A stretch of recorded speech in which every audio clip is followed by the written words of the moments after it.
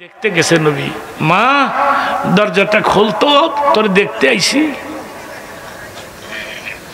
ডাক দিয়ে বলছে, বাবা গো দরজা ধাক্কা দিও না, আমার পরনে কোনো বস্ত্র নাই। কি জিন্দিগি! নিজের গায়ের চাদরটা খুলে ভেতরে দিয়া বললেন, মা এই চাদর গায়ে দিয়ে একটু বস, আমি যে তোর দেখব। বাবার চাদর দিয়ে শরীর ঢাকিয়া বসলে আল্লাহর নবী ভেতরে প্রবেশ করে দেখে শরীরটা শুকিয়ে গেছে। মা রে কি রোগ হইছে? না মা, বাবা না কোনো রোগ না, তাহলে তুই শুকিয়ে গেছ। বাবা গো এক সপ্তাহ ধরে আমাদের পাতিলায় খাবার না। এই ছিল জিন্দিগি।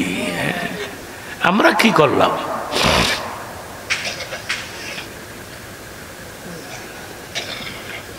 নবী বললেন, মারে কোন যায় নামাজে দাঁড়ায় নামাজ পড়স? এই তো তোমার সামনে। এই যায় নামাজের কোনা ধরে টান দে। টান দেওয়ার সঙ্গে সঙ্গে নজর করে দেখে গলিত স্বর্ণগুলো যায় নামাজের নিজে প্রবাহিত হচ্ছে। বাবা গো এগুলি কি? এগুলি স্বর্ণ। দুনিয়া নতি মিনা, যারা দুনিয়া চায় আল্লাহ এদেরকে দুনিয়া দেয়।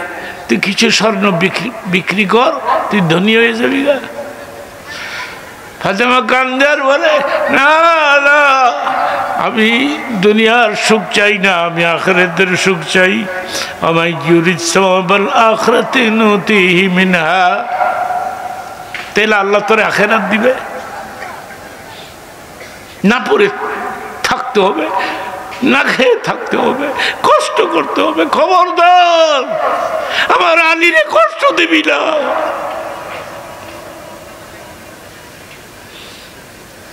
বলতে বলতে মহিলাদের নসিহতের জন্য অনেক দূর চলে আসছে। এবার মূল কথাটা বলে শেষ করব। বাবা মার কাছ থেকে 10টা টাকা নিয়ে লঞ্চে চড়বা, নারায়ণগঞ্জে নামবা, টিকিট কাটবা, গাড়ি আসবে। আমি কমলাপুর ড্রাইভার পাঠাই দিলাম, তুমি আসবা বাসায়, আমি তোমার সেবা করব। এটি তোমার স্নেহের সন্তান। কিন্তু রে শহরে যারা থাকে এদের গ্রামে গিয়া ভালো লাগে না, ঠিক কিনা বলে? গ্রামের মানুষ শহরে গেলে ভালো লাগে না। বাবা আমার শ্বাস বন্ধ হয়ে আসতেছে, তুমি তাড়াতাড়ি পাঠাই দাও দেশে। আমি দেশে যাই গিয়া বাবা, আর কত থাকবো? তো এসপি নিজের পার্সোনাল পেডে বোঝার চেষ্টা করবেন। এটা ফর এক্সাম্পল একটা দৃষ্টান্ত দিচ্ছি, মূল হাদিসটা আমি এখন নিয়ে আসবো আপনাদের সামনে। বাবা নিজের পার্সোনাল পেডের মধ্যে বাবার নাম অ্যাড্রেস লিখে নিজের সিল ছাপ্পর দিয়া এসপি টেসপি লেখা, বাবা এই সোতাটা তোমার পকেটে ভরে দিলাম। রাস্তায় ড্রাইভার তো তোমার কমলাপুর ছেড়ে চলে আসবে, রাস্তায় যদি বিপদ হয় সোতাটা শো কইর। পকেটে ভরে দিছে। ড্রাইভারকে বলছে কমলাপুর ফার্স্ট ক্লাস কম্পার্টমেন্টে আমার বাবারে বসাই দিবি। বসাই দিয়ে কয়, চাচা জায়গা বিপদ হইলে সোতা বার করেন। তো দুই পুলিশ উঠছে আর কি। পুলিশের পছন্দ হয় নাই। এই বুড়া টিকিট আছে? বুড়া উত্তর দিল, আমার টিকিট লাগে না। সুবহানাল্লাহ কর। টিকিটই বলে লাগে না। তো পুলিশ কয় স্ক্রু বোধ ঢিলা টিলা ধৈরা বার করে দে। যখনই ধরতে গেছে তখনই বুড়ায় ডাক দিছে, পুলিশ এই যে দেখো এই সোতার মধ্যে আমার অ্যাড্রেস আছে, আমার ঠিকানা আছে, আমার পরিচয় লেখা আছে। নজর করে দেখে রে এসপির বাবা। হায় হায় হায়, চাচা এক কাপ চা খাইবেন? আমি চা খাই না, একটা পান দেই, পান খাই না।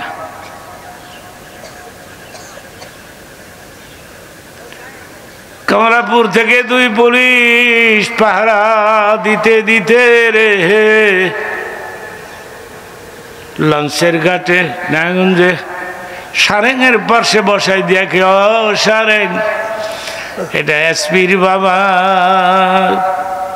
গ্রাম সোজা লঞ্চ থামায় নামাই দিও। এটা সাধারণ একটা এসপি, এর বাপের দাম কত? মরনা যুক্তিবাদী, আমি যে হাফেজের মা, আমি যে আছে হাফেজের বাপ, ফেরেশতারা চিনব নি। কেমনি চিনব?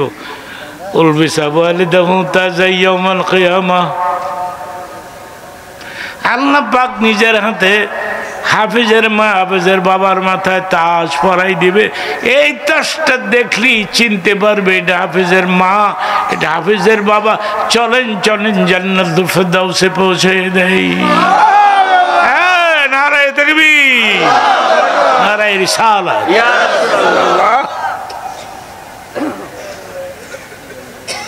সেজন্য একটা ছেলেকে হাফেজ বানান। মাদ্রাসার অভাব নেই বাংলাদেশে। পৃথিবীর কোন দেশে এত মাদ্রাসা নাই যত মাদ্রাসা আমাদের দেশে, ঠিক কিনা বলুন? পৃথিবীর কোন দেশে এত মসজিদ নাই যত মসজিদ আমাদের দেশে আছে। মসজিদ নগরী বলা হয় ঢাকাকে। ফজরের সময় যখন সমস্ত মসজিদের মিনারাত থেকে আজান বের হয়ে আসে, শুধু আজান আর আজান আর আজান, তুমি তখন কি করো? নাক টানো আর ঘুমাও, ঠিক কিনা? ঠিক। আজান আর আজান। মাদ্রাসার অভাব নাই, মাদ্রাসার অভাব নাই। সর্বশেষ একটা কথা বলে শেষ করব। চুপচাপ কোনো আওয়াজ হবে না। আমার মন বলতেছে প্রোগ্রামের মুনাজাত কবুল হয়ে যাবে। আরো জোরে কোন, একটু জিকির করি। সুবহানাল্লাহ, আলহামদুলিল্লাহ, লা ইলাহা ইল্লাল্লাহ, সুবহানাল্লাহ, আলহামদুলিল্লাহ, লা ইলাহা ইল্লাল্লাহ। আরো জোরে সুবহানাল্লাহ, আলহামদুলিল্লাহ, লা ইলাহা ইল্লাল্লাহ, লা ইলাহা ইল্লাল্লাহ। জোরে হবে। এদিকে তাকাও ছেলেরা, আমার দিকে তাকাও। লা ইলাহা ইল্লাল্লাহ। ইল্লাল্লাহটা জোরে বাম দিকে। কোন দিকে? লা ইলাহা ইল্লাল্লাহ, লা ইলাহা ইল্লাল্লাহ। আমি কি 2 মিনিটে আমি কি 2 মিনিটে আমেরিকার একটা ঘটনা বলবো? জিকির পারপাসে। আজ থেকে 30 বছর ধরে আমি আমেরিকা আসা যাওয়া করি, এভরি ইয়ার, প্রতি বছর। আজ থেকে 12 বছর আগে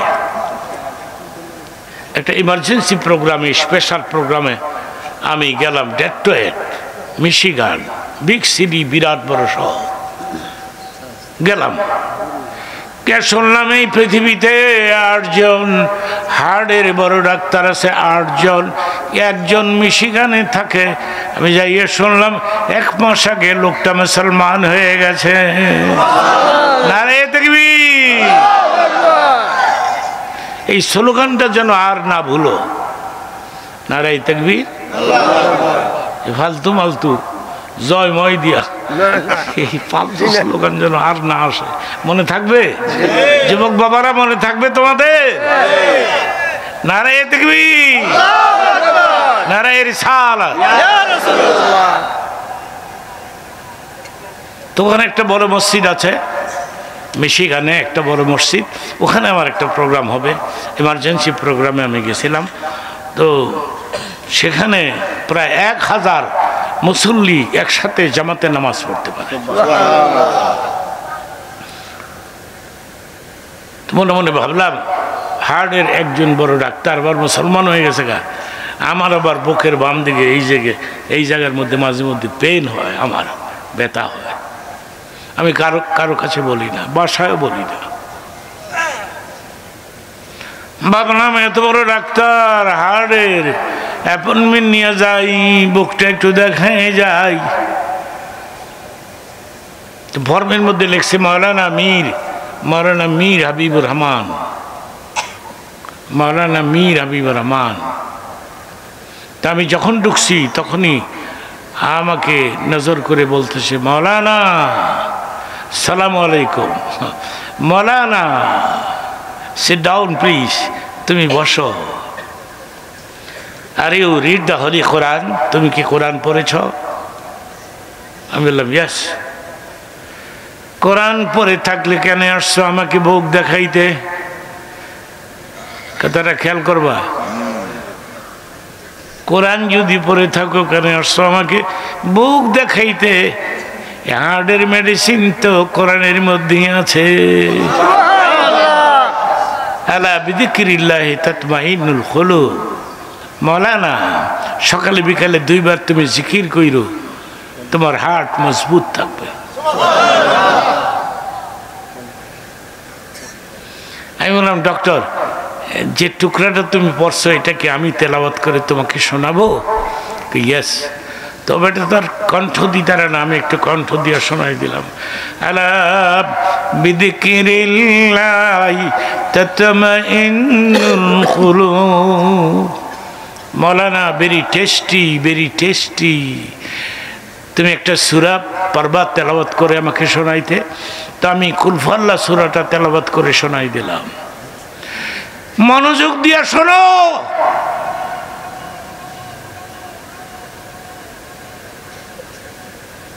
ঘুমাবার আগে 3 বার কুলফাল্লাহ সূরা পাঠ করে বুকে ফু দিয়া ঘুমাইবা, সারা রাত প্রাণ ভরে ঘুমাইতে পারবা। যেহেতু তুমি কুলফাল্লাহ পাঠ করছো, বুকে ফু দিছো, শয়তান কয় আমি এই লোকের কাছে যাব না, তাকে ডিস্টার্ব করব না। ভালো করে সুবহানাল্লাহ কর। আমি ডিস্টার্ব করব না, প্রাণ ভরে ঘুমাও।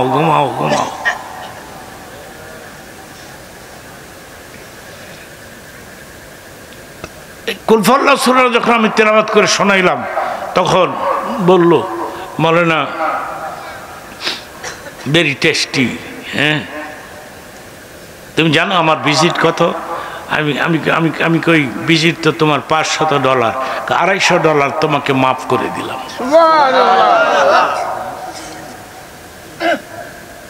মনে মনে করি আইরে আরেকটা সূরা যদি শোনাই তার পুরোটাই মাফ হয়ে যেত। কিন্তু রেজাল্ট কি? কথাটা রেজাল্ট কি? মূল কথাটা, আমার বুকের বাম দিকে যদি পেন হয় 10-12 বার ইল্লাল্লাহর ধাক্কা মারি, জর্রা পরিমাণ ব্যথাও থাকে না।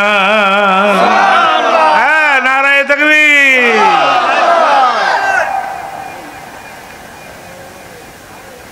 সেজন্য অনুরোধ করে গেলাম তোমাদেরকে, তোমরা একটা ছেলেকে হাফেজ বানাইবা, একটা ছেলেকে মাওলানা বানাইবা, হাফেজ বানাইবা, মাওলানা বানাইবা।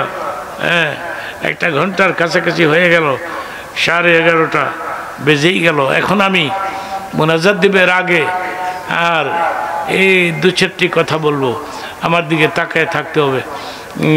হাফেজের বাপ হও, আমার ছেলে হাফেজ না, কিন্তু আমি বলেছি আবু বকরের মা, আমি মরে গেলে তোমার ছেলের কইও জানাজা পড়াইতে। আবু বকর আমার জানাজা পড়াইও বাবা, আমি কিন্তু সব দেখব। সুবহানাল্লাহ, মুর্দার সব দেখে, কে কাঁদে কে কাঁদে না এটাও দেখে, কে গোসল করায় সেটাও দেখে, কাঁধে করে যারা নিয়ে যাচ্ছে এটাও দেখে, জানাজা পড়ে লোককে এটাও বুঝে। কিন্তু কবর করার পরে আর কোনো খবর থাকে না। আমি কিন্তু দেখবো আবু বকরের মা তোমার পোলা আমার জানাজা পড়াইছে কিনা। একটা ছেলে হাফিজ বানাও, নিয়ত করে ফেলো, হাফিজের বাপ হও, হাফিজের মা হও। এক শ্রেণীর লোকেরা কয় মৌলবি বানাবো, মৌলবি হইলে তো ভাত পায় না। মৌলবিরা ভাত পায় না, না খায় না? জোরে কর। পোলাও খায়, মুরগার রান খায়। হায় হায় হায়, ছোট্ট একটা কথা বলে ফেলি, 2 মিনিট সময় নিব। আমি মানুষদের ঠকাই না, যদি সুস্থ থাকি ঠকাই না, বলতেই থাকি। কিন্তু আজকে যে একটু অসুস্থ, আজকে শরীরটা যে ভালো না, বারবার কাশ হয়। গুলশানের নাম শুনছেন? গুলশান বাবারা, গুলশান একবার গেছিলাম খতমে তারাবি পড়াইতে, কিন্তু এদের হাদিয়া কত জানি? 1.5 লক্ষ, 1,50,000। মনে মনে ভাবলাম এত টাকা হাদিয়া দেয় গুলশানের লোকেরা, খতম তারাবিতে একটু পড়ে যায়।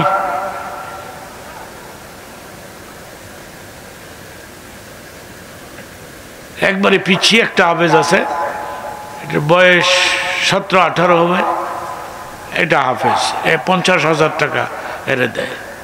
আমি বললাম তোমার খাস কি, তুমি কি করো? আমি লোকমা দেই।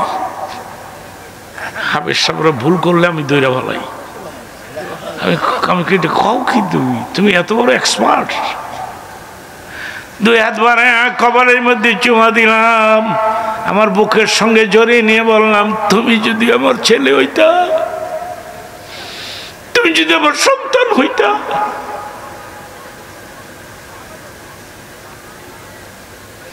প্রথম যে 8 টাকা পড়াইছে তার কণ্ঠ এত সুন্দর, আমারই পাগল করে ফেলাইছে। আলম বাবা, আল্লাহ পাক তোমাকে একটা কণ্ঠ দান করেছে, চমৎকার কণ্ঠ, কোরআন তেলাওয়াত করে আমাকে পাগল বানাই দিলা। যুক্তিবাদী হুজুর, আপনি তো আমার চেনেন না, কিন্তু আমি আপনাকে চিনি। কেমনি চিনো আমারে? আজকে থেকে অনেক বছর আগে আমাদের গ্রামে গেছিলেন, আমাদের গ্রামে মাদ্রাসায় ওয়াজ করতে। ওই দিন আমি পাগড়ি নেই, আপনি নিজের হাতে আমার মাথায় পাগড়ি বেঁধে দিয়েছিলেন। বাবা, ওই দিন তো আমি তোমার তেলাওয়াত শুনি নাই, তোমার কণ্ঠ তো ভালো। আচ্ছা বাবা, আমি একটা মসজিদ করেছি ধোলাইয়ের পার যাত্রাবাড়িতে, তুমি যদি একবারও হয়, তুমি যদি যাইতে পারো, যদি যাও তুমি, তাইলে আমি তোমাকে টাকা হাদিয়া না হয় বাড়াই দিব। পারবা? উত্তরটা শোনেন। মরনা যুক্তিবাদী, আমার মন চায় আপনার পেছনে সার্ভিস দেই, ডিউটি দেই, আমার মন চায়, কিন্তু গুলশানের লোকেরা যে আমাকে ছাড়ে না। আমি যদি বলি নট, আর থাকবো না, 10,000 টাকা বেতন বাড়ায় দেয়, আবার নট কইলে 10,000 টাকা বেতন বাড়ায় দেয়। আমি কই তাহলে তুই খালি নট কইতে থাক। মৌলবি হইলে বলে বাদ পায় না, নট কইলি 10,000 বেতন বাড়ে। আপনি এটা কল্পনা, পৃথিবীর কোন দেশে একটা হাফেজ না খেয়ে মরে গেছে, আপনি প্রমাণ করতে পারবেন না। মারহাবা বলেন।